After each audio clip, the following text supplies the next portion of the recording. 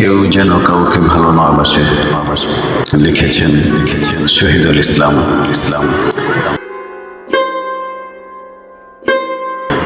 কেউ যেন কাউকে ভালো না বাসে, ভালোবেসে কেউ যেন সংসারী না হয়, এতে সুখী হওয়া যায় না। ভালোবাসায় কষ্ট বাড়ে, মানুষ হিংস্র হয়, অসুস্থতা বেড়ে যায়। ভালোবাসা থেকে সৃষ্টি হয় প্রেম, প্রেম থেকে সৃষ্টি হয় কাছে পাওয়ার বাসনা, তখনই মানুষ অমানুষ হয়।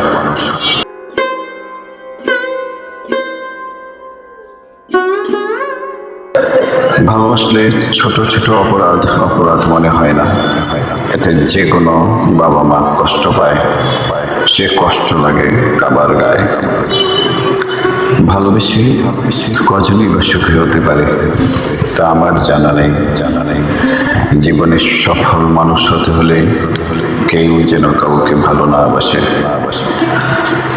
ভালোবাসা একটি মারাত্মক ব্যাধি, ভালোবাসা একটি ক্যান্সার যা ছড়িয়ে থাকে সারা শরীরে, তারপর মানুষকে নিঃশেষ করে তেলে তেলে।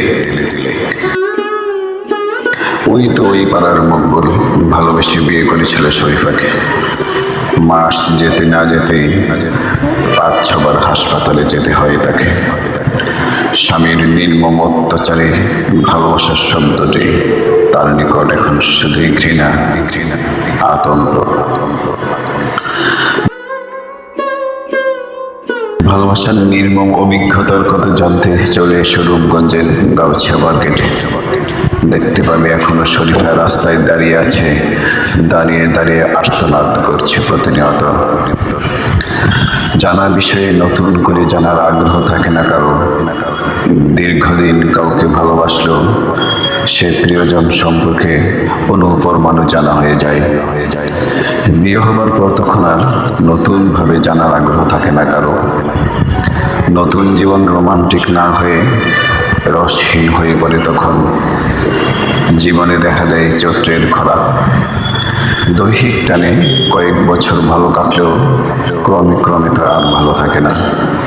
সামান্য বেদনাতেই দুর্বল স্থানে আঘাত করা হয়, এতে অশান্তির দানা বাঁধে প্রতি মুহূর্ত। তবে আমি ভালোবাসাকে অবমাননা করছি না, অপবিত্র বলছি না কখনো।